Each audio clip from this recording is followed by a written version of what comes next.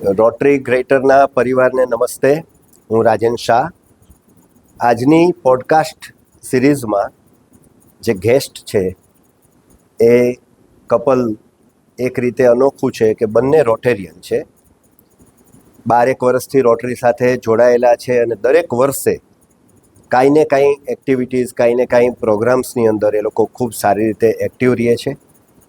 હું આવકારું છું વર્ષ 2026-27ના પ્રેસિડેન્ટ રવિભાઈ છોટાઈને અને વર્ષ 2026-27ની જોઈન્ટ સેક્રેટરી અને આ પોડકાસ્ટ જેનું બ્રેઇન ચાઇલ્ડ છે એ ઈશિતા છોટાઈને. રવિભાઈ, આપણે સ્ટાર્ટ કરીએ તો હું પહેલાં તમારાથી સ્ટાર્ટ કરીશ. રોટરી ક્લબમાં તમે જ્યારે મેમ્બર બન્યા એ વખતે તમારા મગજમાં આ મેમ્બર બનવાનો હેતુ શું હતો? રાજનભાઈ, બહુ સરસ ક્વેશ્ચન તમે કર્યો. આનો આન્સર છેલ્લા 1.5 વર્ષમાં ઘણી બધી વાર જ્યારે પ્રેસિડેન્ટ ડિક્લેર થવાનું હતું ત્યારે, મેં મારું બોર્ડ ડિક્લેર કર્યું ત્યારે, અને આજે જ્યારે તમે પૂછો છો ત્યારે, રાજકોટ અમે 1991માં આવ્યા અને ઇનિશિયલ ટાઈમ અમે કાકા કાકી સાથે રહ્યા, હું ને મારી સિસ્ટર.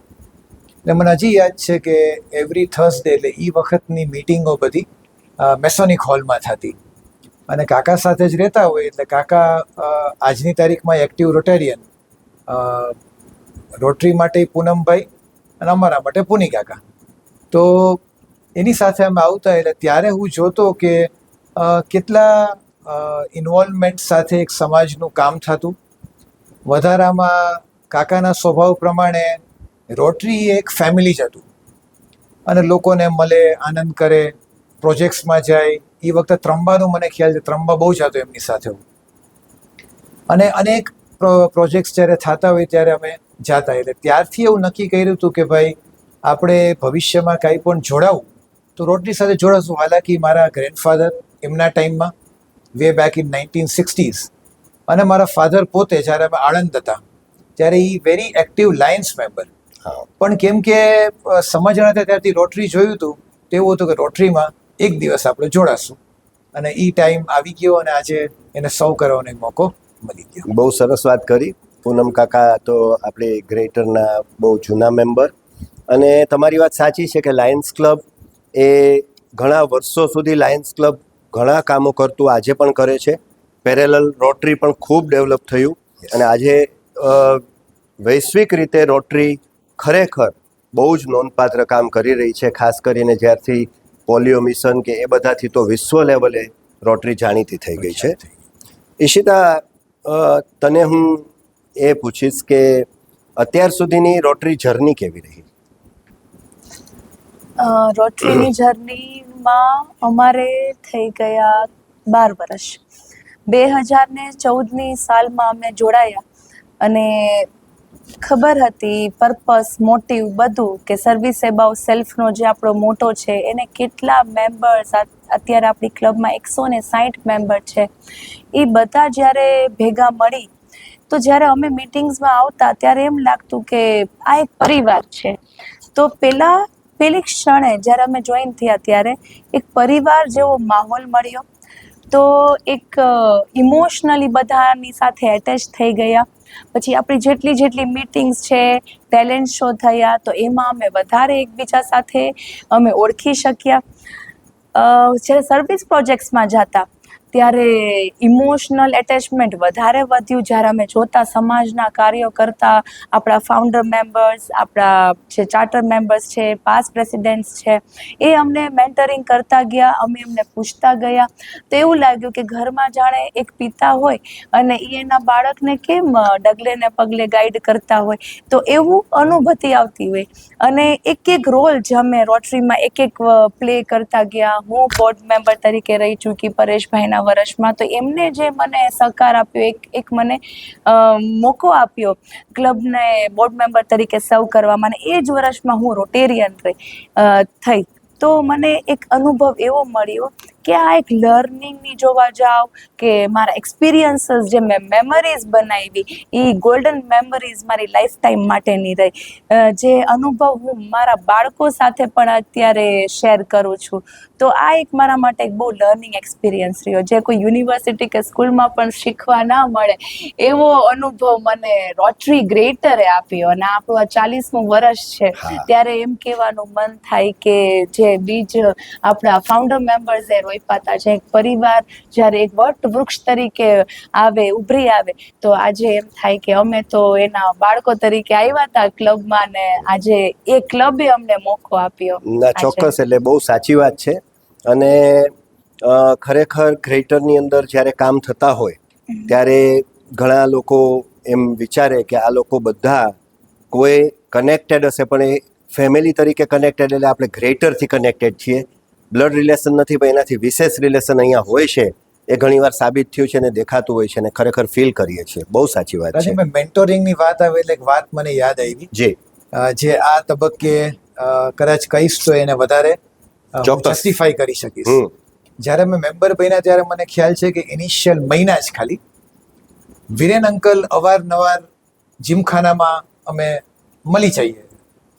તે અચૂક કહેતા કે તમે આવતા નથી, તમારે આવવું જોઈએ. એટલે આજથી 12 વર્ષ પહેલાં એ ઘણા એક્ટિવ રહેતા, એ આજની તારીખમાં એટલે એક્ટિવ છે.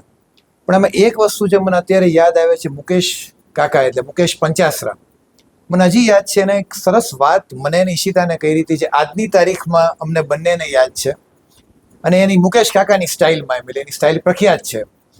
તો કે છોકરા એમ કરીને એ બોલાવે, અને પછી કે જો તમને એવો ફાકો હોય કે તમે આવો લોકો તમને બોલાવે તો કે બહુ મોટી ભૂલ છે બેટા. તમે જ્યારે લોકો સામેથી જાશો ત્યારે એક મિત્ર બનાવશો ને ત્યારે એક પરિવારની જેમ લોકો તમને સ્વીકારશે. અને એ વસ્તુ આજની તારીખમાં યાદ છે. એટલે આ તબક્કે વિરેન્દ્ર કાકા એટલે કે વિરેન્દ્ર અંકલ, વિરેન અંકલ છે ને આપણે કહીએ છીએ, અને મુકેશ અંકલને ડેફિનેટલી યાદ કરવા. નહીં, પણ હું તો આમાં એડ ઓન એ કરીશ કે ખરેખર મારી જે ગ્રેટરની સફર છે, તમારા જેટલા જ વર્ષો, એકાદ વર્ષનો ખાલી ફરક છે, પણ મેં એટલું હું ચોક્કસપણે કહી શકીશ જ્યારે મેં તમારા બંને સાથે થોડું જે કાંઈ બી કામ કર્યું છે કે તમે તો ક્લબના અજાત શત્રુ લોકો છો, કે જે તમારા બધા જ મિત્રો છે અને કોઈ સાથે ક્યારે બી તમારે કોઈ એવો પ્રોબ્લેમ કે કાંઈ નથી થયો. મેન્ટોરિંગ જે ઈશિતાએ કીધું એમ બધાએ કર્યું છે.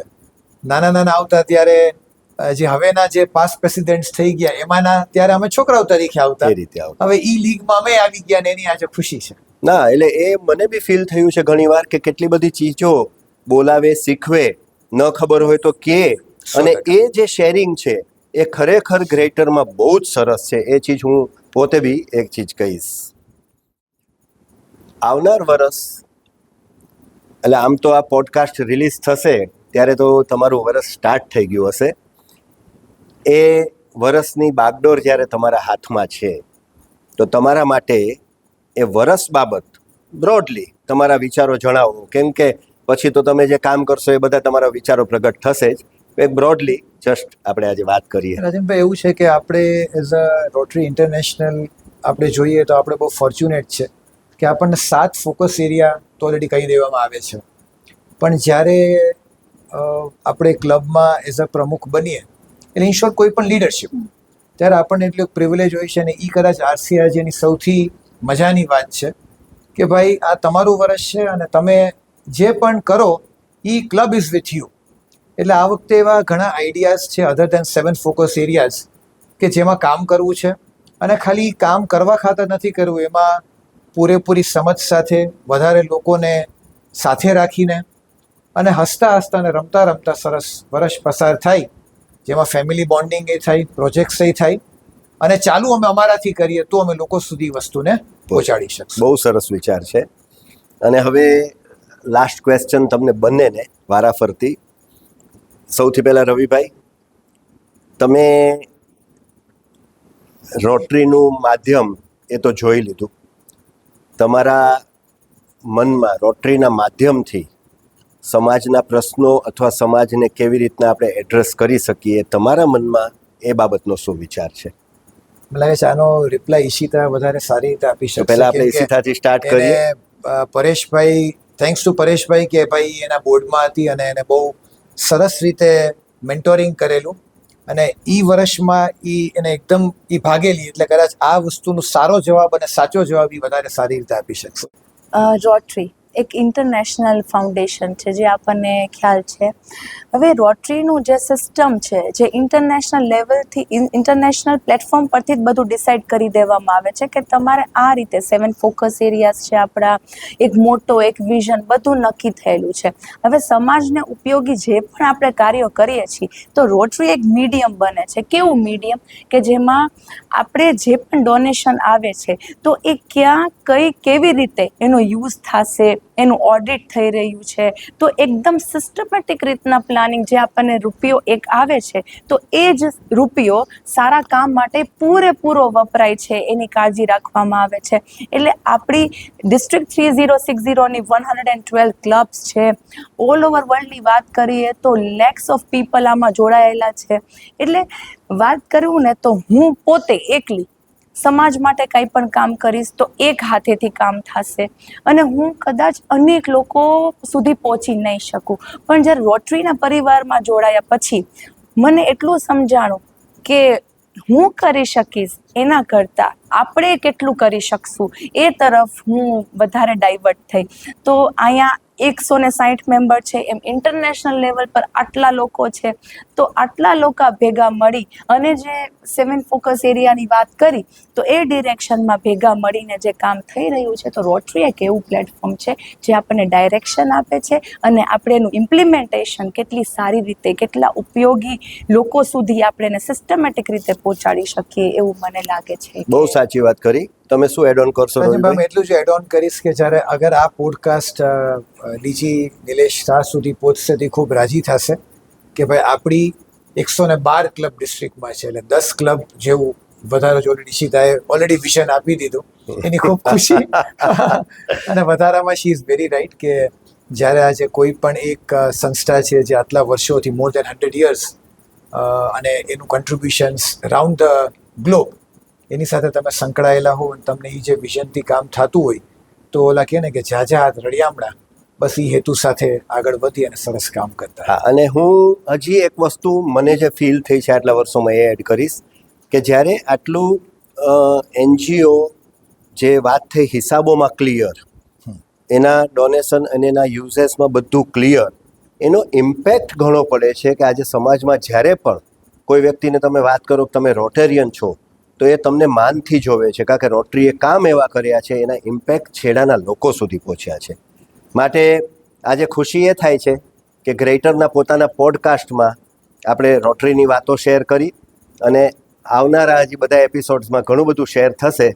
તો આજે હું રવિભાઈ અને ઈશિતાને થેન્ક્સ કહીશ અને બધાને તમને પોડકાસ્ટ જોજો અને એના વિશેના તમારા ફીડબેક જણાવશો એવી વિનંતી કરીશ. Thank you very much. Thank you so much Rajeshbhai. Thank you. Thank you.